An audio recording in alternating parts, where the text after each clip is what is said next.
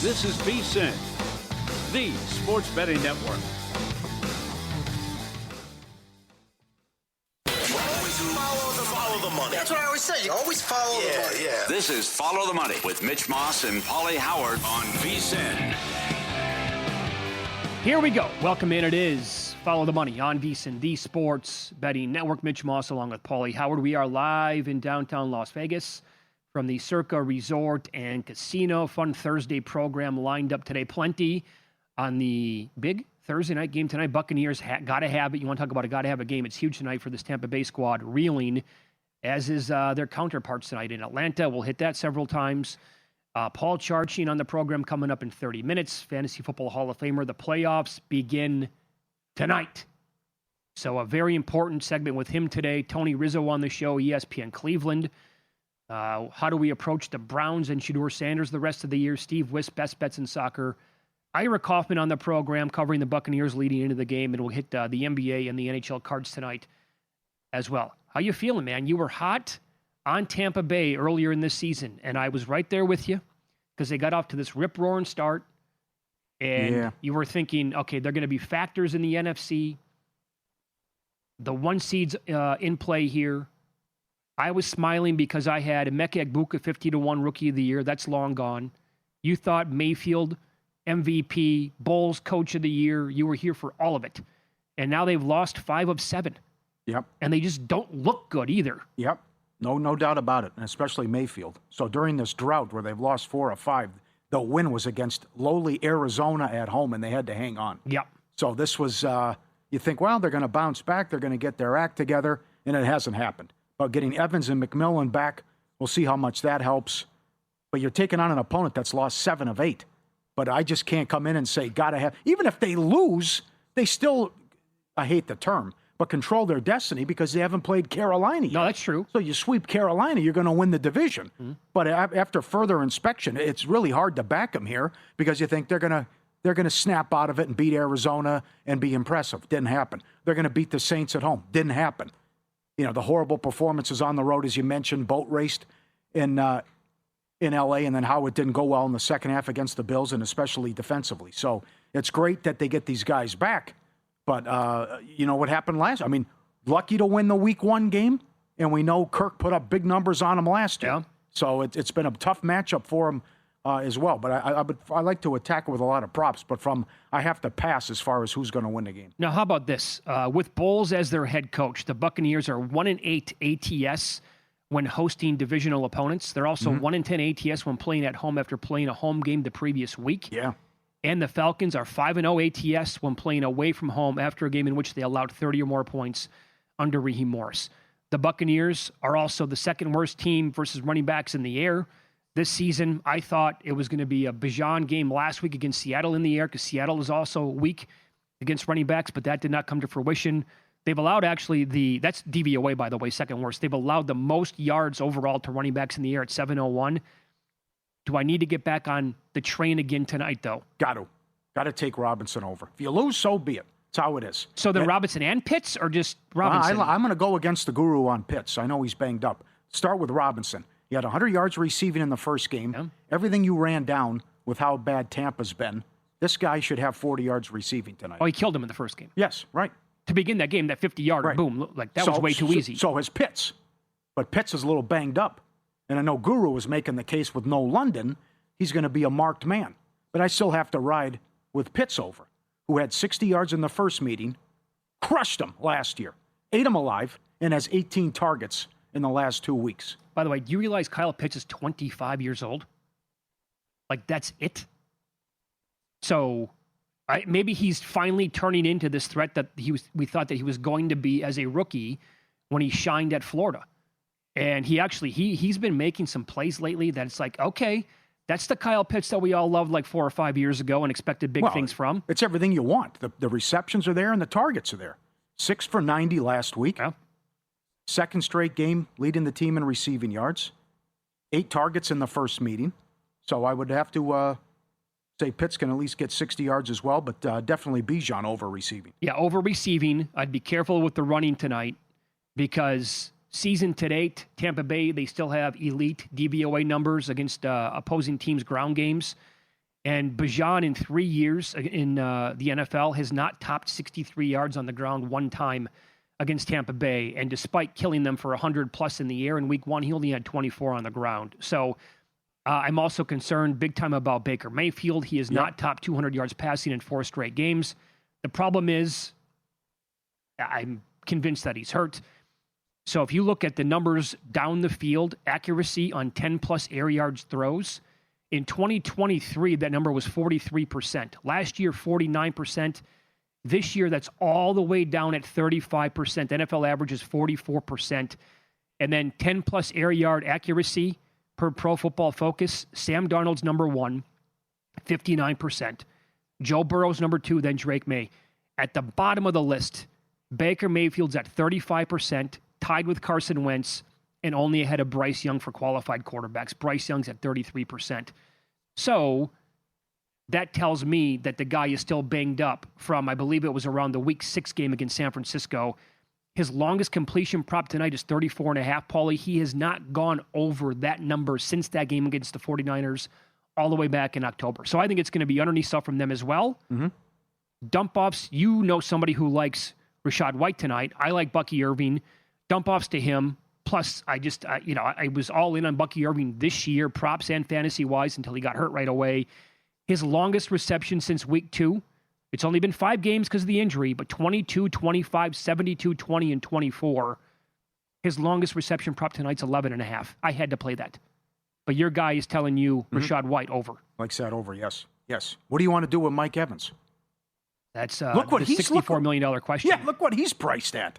40 yards? It's a total unknown. I mean, if Mike Evans, when's the last time Mike Evans was ever priced at this number? Probably never. Time. Yeah, right. Because he was automatic for 1,000 yards since his rookie year anyway. They're not expecting much. I mean, that is very low. So they think the rust factor maybe doesn't play that much. But I just think, and Guru thinks that Book is going to benefit from this as well. But some of this stuff, 25 yards each half, plus 375. 5 yards each quarter, plus 750. A reception each quarter, 5-1. 20 yards each quarter, 75-1. Oh boy, that's Mike Evans we're talking about. Yeah, but only 40 yards he's being priced at with his total as well. And then the other thing is some of this stuff where I know it seems easy, but like Robinson, 5 yards rushing each quarter, $1.20, and 15 yards each quarter, 6-1. I mean, he's got to get a ton of carries here. 50 yards each half is 6-1. Excuse me. 25 yards each half, $1.15. 5 yards each quarter, $1.20. Some funny pricing on this but I mean, you would think he's going to get plenty of carries and opportunities because you got an old quarterback, and that's got to be the game plan anyway. Well, are you seeing anything for Kyle Pitts every quarter or both halves? Yeah, but the prices are low. Are they? Nothing big? Yeah. Okay. Because his longest reception prop is at 20.5. He's gone over that in 6 of 7 games. The Bucs are middle of the pack against tight ends when it comes to catches and yards. However, they've allowed 6 touchdowns on the year to tight ends as well. It's tied for the 5th most in the entire league. Atlanta, by the way, is a top 2 team in defending tight ends. Pardon me.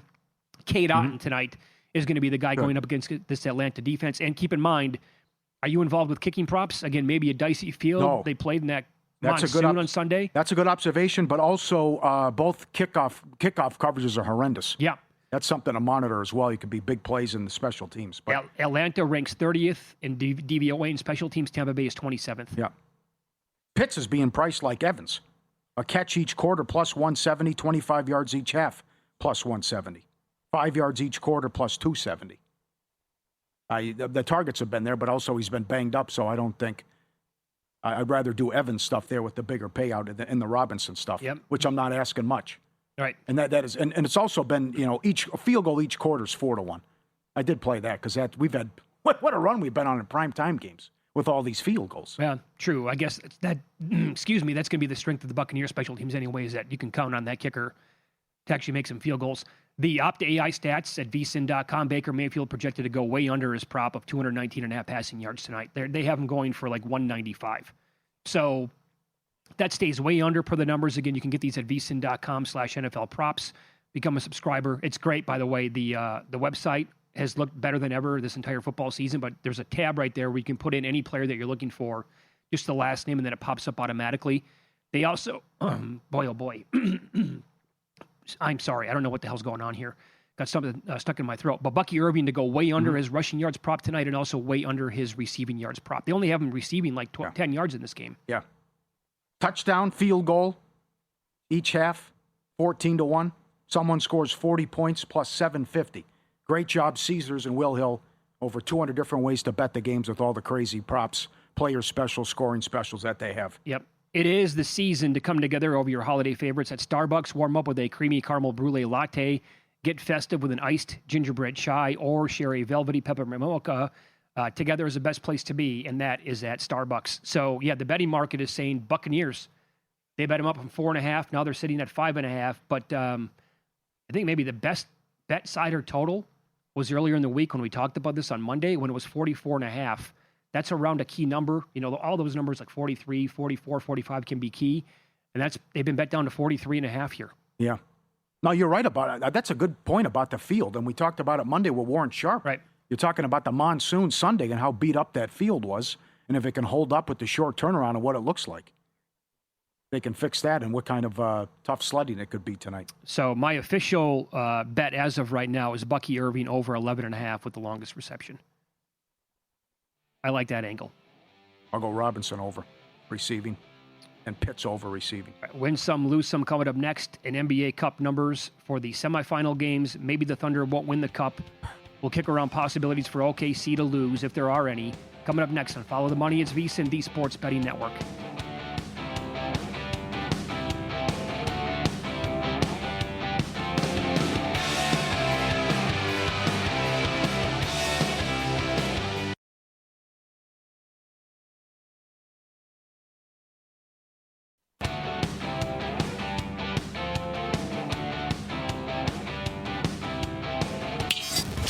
This is Follow the Money on VSiN.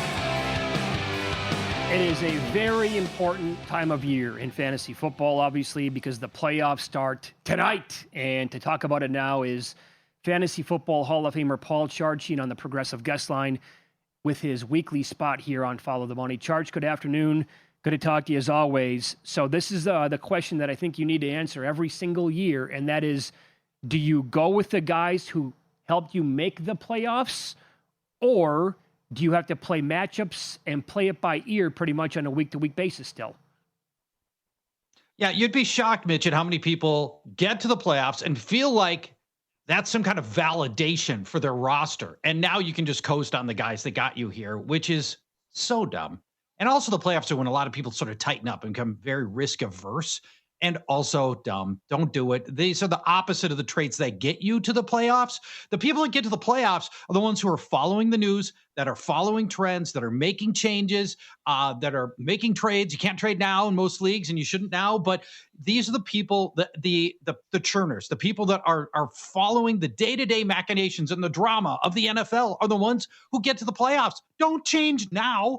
I mean, you still have to be looking at all the matchups, all the new news. I mean, here's one example. DeAndre Swift, really good running back this year, but he splits Chicago's backfield, faces the Browns run defense, one of the best in the league this week. Maybe he's not the right guy. Even though he got you here, he might not be the best or the second best or the third best running back on your team right now. These are the kinds of decisions you always have to keep making, always keep working, trying to find new angles.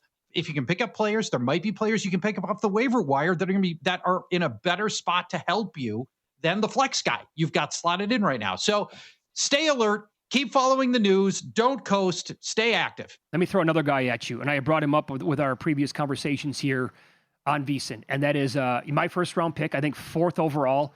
He did not help me get here, but it's Justin Jefferson. And I'm asking you because, and I have benched him in previous weeks, but now you want to talk about a dilemma. Good. My God, he's getting the Cowboys defense. And how, do I dare bench him this week? It's such a great question and we did talk about benching him the last couple of weeks. The last 2 games combined, Justin Jefferson has 15 yards. That's it. And here's the Vikings last week. They scored 31 points. They shut out the Commanders. J.J. McCarthy looks legitimately good. And Justin Jefferson had 2 catches for 11 yards. In Jefferson's prior 2 years, all of 2023 and 2024, he only had 2 games with 2 receptions. Now he's got in consecutive games. But the reversal is coming against Dallas. He's averaging 8 targets per J.J. McCarthy game. Now, they're not 8 good targets, but it's 8 targets per game. Dallas ranks dead last in yards allowed to opposing wide receivers, touchdowns allowed to opposing wide receivers, fantasy points allowed to opposing wide receivers. In virtually every game, Dallas is allowing multiple wide receivers to have good fantasy games, including last week when 3 different Lions had solid fantasy games. If 2 or 3 Vikings receivers are going to have a good fantasy game, JJ's got to be one of them. I have seen massive disparities in his prop line, all the way down from the mid 50s to the mid 60s on his prop line. You could probably get in on Justin Jefferson at one of the lowest prop numbers we've ever seen. And this has a massive upside. Where I really like Jefferson is if you're an underdog, he's got the Dallas defense gives him massive upside here. Also remember the Vikings organizationally really need to get him going. Mm-hmm. You can't roll into next offseason with Justin Jefferson as an unhappy player. So I think the ball's coming his way. It's a great matchup. Okay, what do I do the rest of the season if I have Colts players? And what do you think of this Rivers farce? Oh, man. I think it's going to be Riley Leonard this week, in part because it's the Seattle defense. And the Seattle defense is so good. It'd be such a hard landing spot for Phillip Rivers to come in after he's been out for 4 years and 48 weeks. This is a brutal spot to drop into. Only on the team since Monday. I don't know that this team's going to put Phillip Rivers in harm's way against Seattle. Riley Leonard's been on the team the whole year. I mean, he's been running the number 2 team this whole year, I think. And he was non-awful last year. I'm not saying he's good, but by backup quarterback standards, it's not like he was Max Brosmer, who, by the way, just 2 weeks ago got destroyed by Seattle. This could happen again here. True. For Rivers, I just feel like this would be a really tough time. Guys, I'm not starting this week, especially, and probably going forward. Tyler Warren, Michael Pittman, Alec Pierce. The problem you've got is Jonathan Taylor's powered you to the fantasy playoffs, and Seattle's going to play to stop him. They'll do whatever it takes to stop Jonathan Taylor and take their chances on either Riley Leonard or Phillip Rivers, 5 years away from the game, beating them. And I'm nervous about Taylor here too. He's my running back 12, his lowest ranking the whole year. This is a really tough spot for a lot of Colts. Very good. It was also a horrible Monday night for Hurts. Do I bench Hurts? Has he been that bad? I can't play him? Negative points last week in many scoring systems with the 5 turnovers. Negative points. And first guy in the history of fantasy football to score negative 4 points on a single play. Because you usually go minus 2 points for every turnover. And then he had the double turnover. We've never seen a negative 4 point single play in the history of fantasy football. So many things not working right for the Eagles right now. Your offensive line struggling. Lane Johnson injured, and he's the guy who makes the whole line work. Landon Dickerson's in and out of the game constantly. He's constantly getting hurt. The tush push, his effectiveness is down. And then there's Hurts. The bad reads, throwing at covered players, missing open players, staring down his first read, sailing balls. Where did you guys stand on A.J. Brown's business decision on that pass over the middle on Monday night? Was A.J. Brown in the right not to fully extend and bring that ball in, or do you think it was? Do you think it was on Hurts? Or do you think it's on A.J. Brown? Hurts. Brown had a terrible game. He had the over the middle. He had the one interception, and then he alligator armed the bomb down the sideline. Yeah, he had that possible touchdown, right? So he's going in with the possible touchdown. He gets the ball in both hands. Now the defender, and I forget the name of the defender, locked up one of those hands. And after the ball got into his hands, he pushed that arm away. But I'd still like to think that A.J. Brown could have outmuscled that. Things are not going well for Philadelphia, but the Raiders are on the schedule. The catch here is, I think people assume the Raiders are just terrible at everything, but they're not half bad against the pass. Last 6 games, passers only averaging 201 passing yards, 1.3 passing touchdowns. That's not fantasy playoff level production. Obviously, Hurts gives you the advantage of 1 or 2 possible rushing scores in any game, so he gives you some upside. But if things don't come together and this offense continues to look uneven, he's got a lot more downside than we've ever seen from Jalen Hurts in the past. He's my quarterback 10. You might have a better option where Hurts and the Eagles are going to be great. Next week, Washington. Yep. That's just survive. If you've got Eagles, just survive this week, get to next week, and let's start everybody against Washington. That'll be your get-right game. All right, Fantasy Football Hall of Famer Paul Charchian, our guest. He's on the Progressive Guest Line. So you think that if you're like if you are an underdog this week and you need to pull off an upset, there are maybe a couple of flyers out there who are going to be available, specifically the Baltimore Ravens tight ends against the Cincinnati Bengals defense. Is that correct? Yeah, we've talked about we've hit on this path. It's the Cincinnati defense against tight ends several times. So I'll keep this short because this has been something that we have cashed tickets on several times over the course of the year. Bengals are on a historic run to be the worst tight end defense in the history of the NFL. They are on pace to give up 23 tight end touchdowns. They've already given up 1,300 receiving yards to the tight end position. And just to give you a sense of how bad 1,300 tight end yards is, because I know normal people don't know this right now. We're 13 games in, so they're giving up 100 yards per game to opposing tight ends. Better defenses, like the Eagles, they've given up 400 yards to the tight end position. And so you want to check on the availability of Mark Andrews. He's available in just under 20% of leagues, but even Isaiah Likely is absolutely in play as a possible pickup and play here. Last week, Buffalo against Cincinnati, tight ends, Dawson Knox, 93 yards, Dalton Kincaid, touchdown, 41 yards, third string tight end, Jackson Hawes scored a touchdown. That's what the Bengals are giving up to opposing tight ends. Everybody gets paid. Isaiah Likely put up 95 yards 2 weeks ago against this tight end. Bengals defense. Isaiah Likely, very interesting here, and he's available in 92% of leagues. Yeah, just be prepared to be in a great spot and maybe even win your league this week or win your matchup with Isaiah Likely having a potential huge game, and then something crazy happens at or near the goal line. I mean, it's documented now. Going back to last year's lid lifter against KC, the toes on the line. Yeah. Thanksgiving night. Yeah, toes on the line. He fumbles at the goal line. What happened? Are you kidding me with this guy? Yeah, that's fair. That's totally frustrating, fair. Right? Yeah, very frustrating. Charlie Kohler. I don't know what his anytime touchdown. There we go. I like it. Charlie Kohler's probably sitting at like plus 800, and that's an intriguing anytime touchdown opportunity. That's a good one. Right about I'll grab that during the break. Paul's going to dig that up. Yeah. All right, we're going to continue here with Fantasy Football Hall of Famer Paul Charchian up next. He has a bunch of players to look at for tonight's matchup. And how about this? He's been great with the anytime touchdowns. He has a 6-1 shot that he's going to make the case for next on VSiN.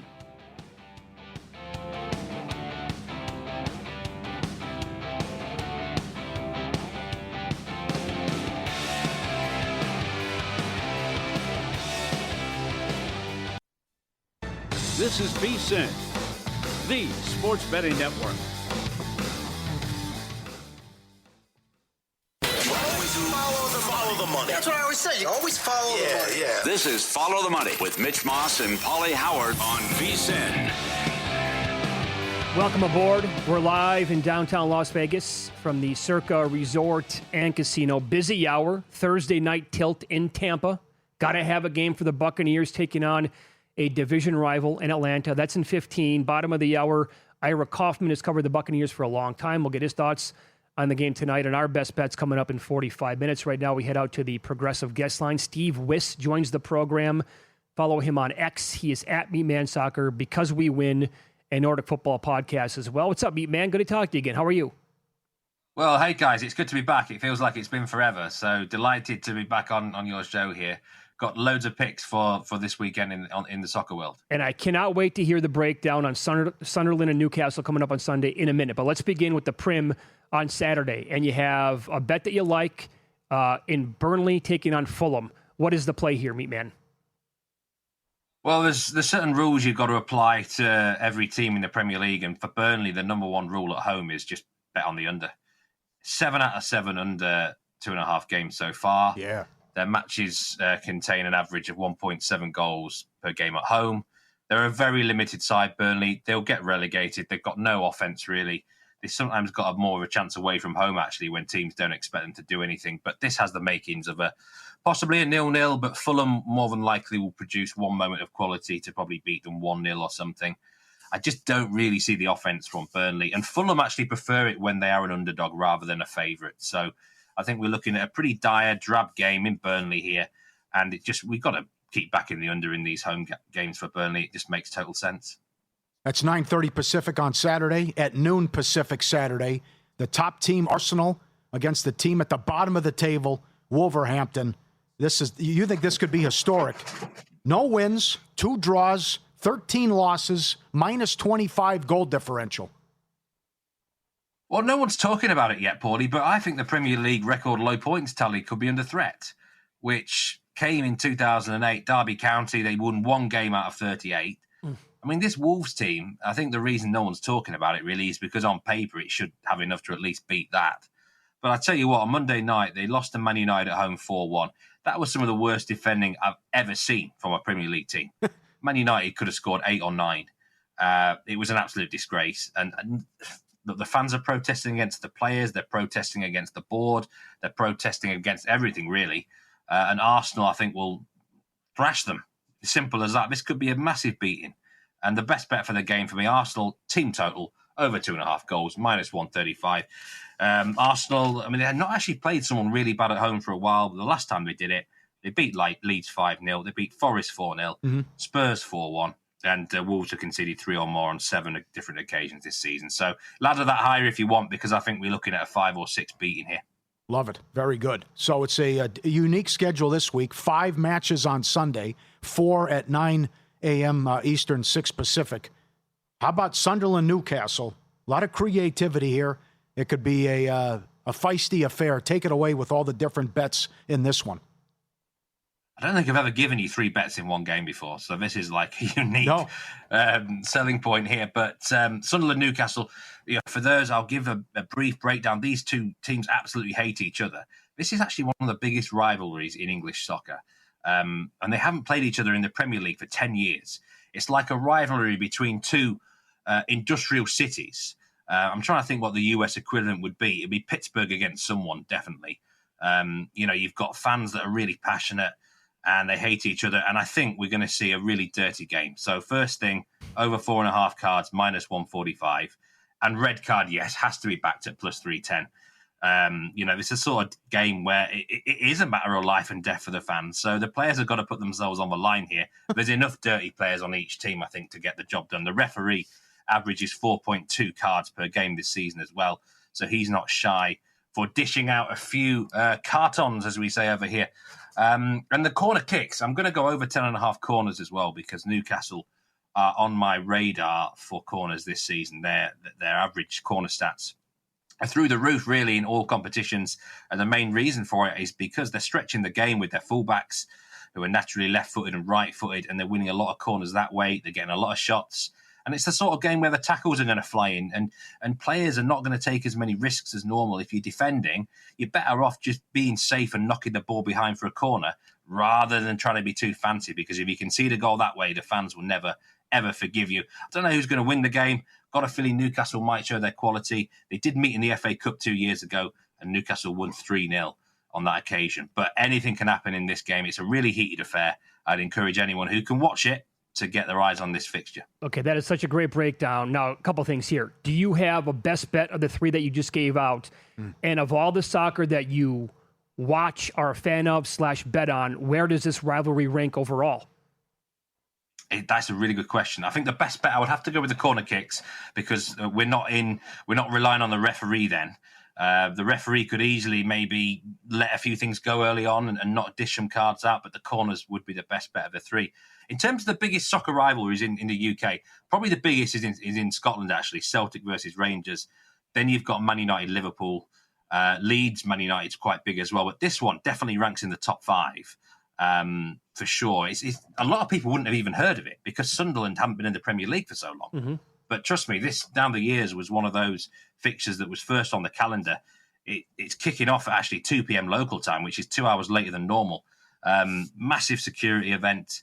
And, I can't stress enough how much this means to the 2 sets of fans. This will make their Christmas or break their Christmas, literally. You cannot afford to lose this game if you're Sunderland or Newcastle. You really can't. Very good. Let's go to Monday, noon Pacific. Man U against Bournemouth. How about a total? Yeah, we go to the rules again with Bournemouth. Back the under at home, back the over away from home, because the away fixtures for Bournemouth this season, 6 out of 7 matches gone over 2.5 goals, and their away fixtures average 4.3 goals per game. So we've got to go on the Asian over 3 goal line here at minus 105. Bournemouth really do enjoy it on their travels. They get a lot more space. I mean, this Man United team are one of the hardest in the league to actually predict results-wise, but there is one pattern starting to emerge with Manchester United, and that is there's goals in their games. 10 of the 15 fixtures have gone over 2.5 goals, and that is the bare minimum we need here for a push. I thought Man United looked pretty good on Monday night against Wolves. Like I said, I mean, to be fair, I would have looked good against Wolves, but that will give them some confidence. Nevertheless, they've got some exciting attacking players: Mbeumo, Cunha, Fernandez. This could be a high-scoring draw, something like 2-2. But yeah, the general rules with Bournemouth: back the away goals, and when they're at home, you want to be looking at the under. So I think that trend will continue on Monday night. One more, my friend. Championship League, the league below the Premier League. A total Saturday morning, Middlesbrough against Queen Park Rangers. This surprised me how generous the odds were on over 2.5 goals, because Middlesbrough, they've had a good season anyway so far. Their former manager, Rob Edwards, left to go to Wolves. Why on earth he would do that, I don't know, apart from the money perhaps. There was talk that some of his family lived near Wolves, but terrible decision, really. But Middlesbrough have actually hired a better manager, a bloke called Kim Hellberg, who's from Sweden. I know him from my time covering Swedish soccer. And this guy is a really attack-minded boss. His first 3 games, a couple of 2-1 wins and also a 4-1 win. So their offense is really firing here. And I don't think anything's going to change with his style. He's going to be wowing the fans with the entertainment. And QPR actually are in good form. 4 wins out of 5. They're scoring goals as well. It's something like 6 of their last 8 games have gone over 2.5 goals. So I think we're getting... I always like to back the over goals when there's 2 confident sides playing each other, because I don't think there's as much pressure on their shoulders. They're enjoying their offensive developments and transitions. So I really thought over 2.5 goals would be about minus 150 here. And I think both teams score as well for those who want to bet on that. But I think we're going to get a really exciting game with Middlesbrough and QPR. 2 teams on the rise in the Championship right now. Very good. Meat Man, you're the best. Love talking to you every week. Best of luck. We'll talk to you again soon, okay? Thanks. I can't believe I got through those picks so quickly. So, best. Always great to be back on the show. I'll see you next week. Yep. Thank you, Make sir. sure you follow him on X, Meat Man Soccer, and he's with a couple of different podcasts, Because We Win and the Nordic Football Pod as well. Great breakdowns there, including that Sunderland match. So I asked the question about why, Baltimore taking money against Cincinnati, and got a response on X thinking that maybe it moved because of Burrow's comments this week. I will point those out in case you missed it. Yeah. He said, quote, "If I want to keep doing this, I have to have fun doing it. I've been through a lot. It's not fun. If it's not fun, then what am I doing it for?" A little bit later on, he said, "There's just a lot of things going on right now." So is that enough to make you say, I got to bet against them this week? Evidently, the market did, and I guess that could be a reason why. It's not good for Zach Taylor either. No, and I know that people who I follow on X from your home state are like giddy with the idea of Burrow going to Minnesota in the offseason. Well, no kidding. Yeah, you think? Come on. I don't know if that's not going to happen, but he's right, though. This was going on when we were on the air. I mean, that was at home, and Man U beat Wolverhampton 4-1. That's right. Minus 25 goal differential. Out of 15 matches, only 2 draws. We're a week and a half into December. Yep. If you missed it the first time, good news, giving you one last chance to get a great Vegas weekend here at Circa. The first 100 new VSiN Pro annual subscribers who sign up using promo code Circa get a free 3-night stay the 2nd through the 5th, plus a day bet at Stadium Swim during the final weekend of the regular season. 50% off the monthly price, full year of VSiN Pro. The betting splits, every best bet, every host, every guest, the AI-powered prop tools, your last shot at the Circa getaway, vsin.com/Circa. promo code CIRCA. Get it now. Thursday night tilt, Tampa, coming up next. We have a 17-2 underrun with a team in this position tonight. We'll give you the details next on Follow the Money. It's VSiN, the Sports Betting Network.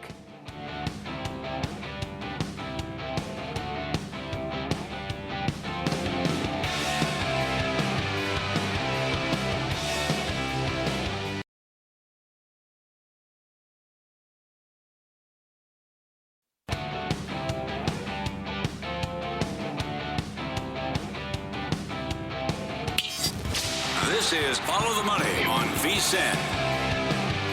And just like that, the Buccaneers back to a 5.5-point favorite here after dropping down to 4.5 against Atlanta tonight. Here at Circa, 5.5 pretty much the most common number across the board. And more on the game tonight as we head out to the Progressive guest line. Ira Kaufman joins the program, Pro Football Hall of Fame representative for the Buccaneers, NFL columnist for JoeBucksFan.com. Ira, thanks for the time today. We appreciate it as always. Mike Evans returns tonight. It's been a long time, almost 2 months since he played in a game here for the Bucs. What should we all expect from Evans, future Hall of Famer, in his first game back tonight? I think he's going to be on a pitch count. I do, because I kind of liken this to Chris Godwin. Came back a couple of weeks ago, didn't play an inordinate amount of snaps the first game back. Didn't quite look like himself. Didn't look like he was football ready, football shape. But then he looked a lot better last week against New Orleans, Godwin did. I think the same thing's going to happen with Evans.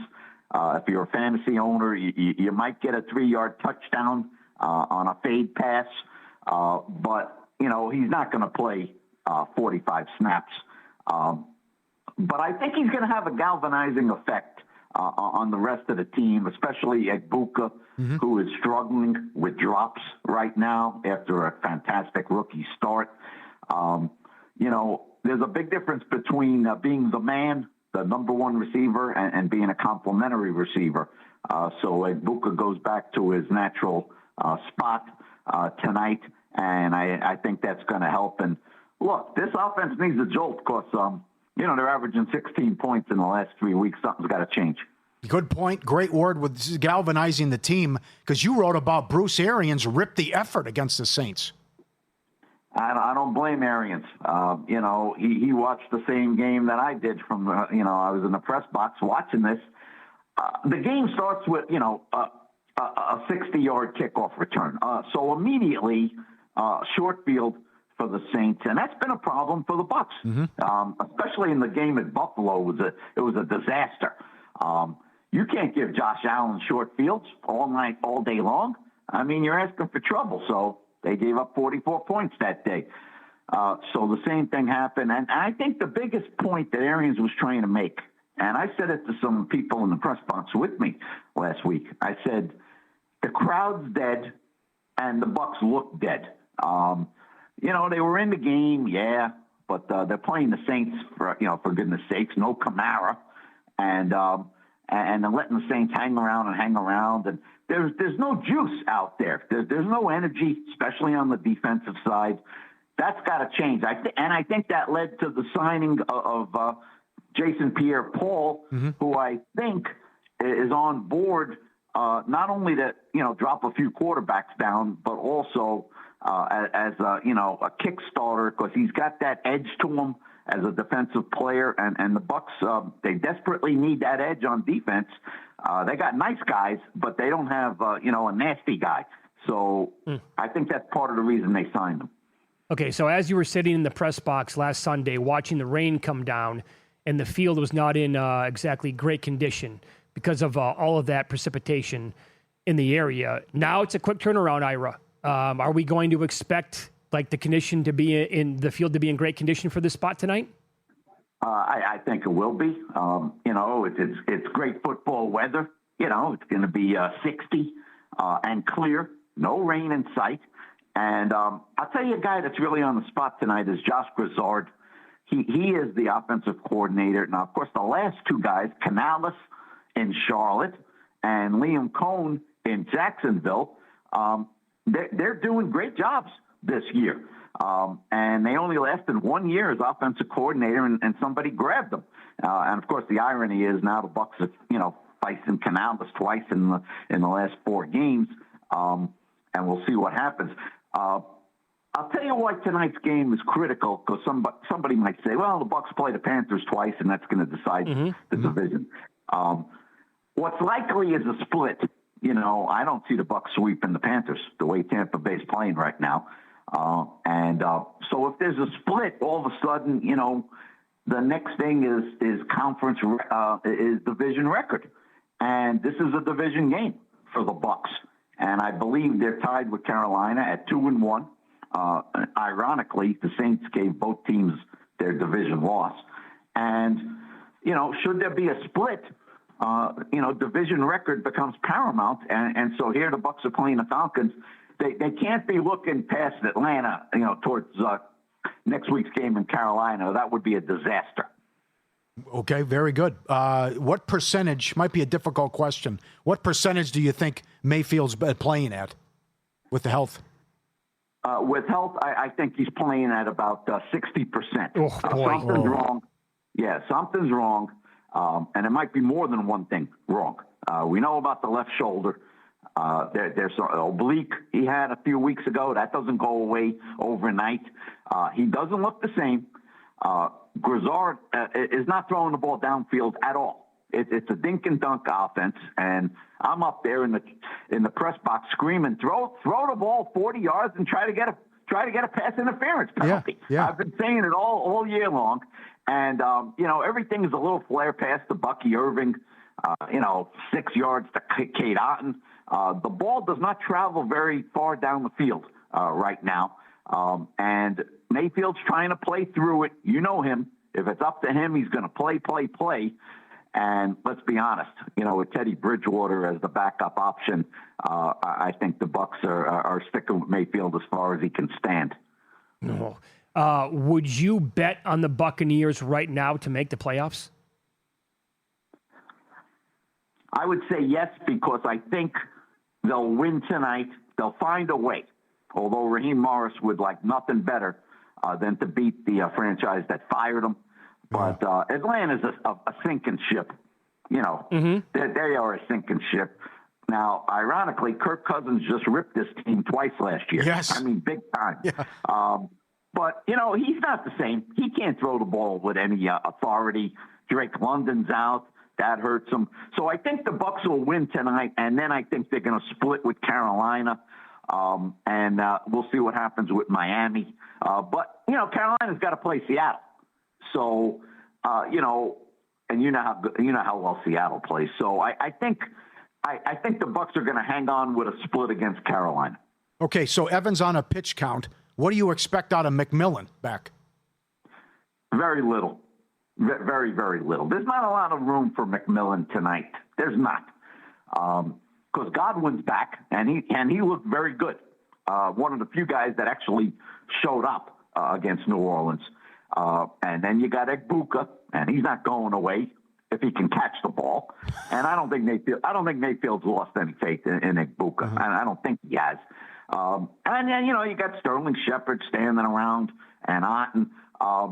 McMillan's going to be a critical guy in 2026. Evans might not be back. He might retire. We'll see what happens. So I'm not looking for much from Jalen McMillan. That was a very severe injury.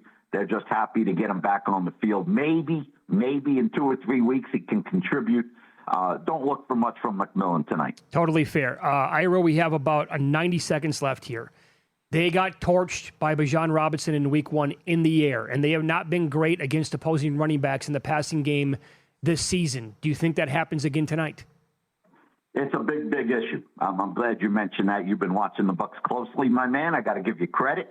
I was in Atlanta week 1, and the game was 1 minute old. I believe it might have been the third snap of the game. And Penix dropped back, and Bijan Robinson floated into the right flat, and there was nobody around him. I mean, when you play the Falcons, he's the guy that you got to stop. There was nobody around him. First game of the year. He catches the ball in space. He goes 50 yards for a touchdown. Bucks trail, 1 minute into the game. It has been a constant problem this year. You are correct. They have a lot of problems covering the flats. Levante David's not the same player. He's not 28 years old anymore. He's good, but he's not elite. And Servassier Dennis has been up and down. It's been a big problem, and I think the Falcons are going to try to exploit that tonight. And Robinson's really good. He makes the first guy miss, and you got to swarm Robinson, and we'll see if the Bucks do it. Yep, great job, Ira. You can follow him on X. He's at iKaufman76, and is the Buccaneers and NFL columnist for JoeBucksFan.com. Ken, thank you for enough here. 90 minutes before kickoff, Ira, for the time. Enjoy the game tonight.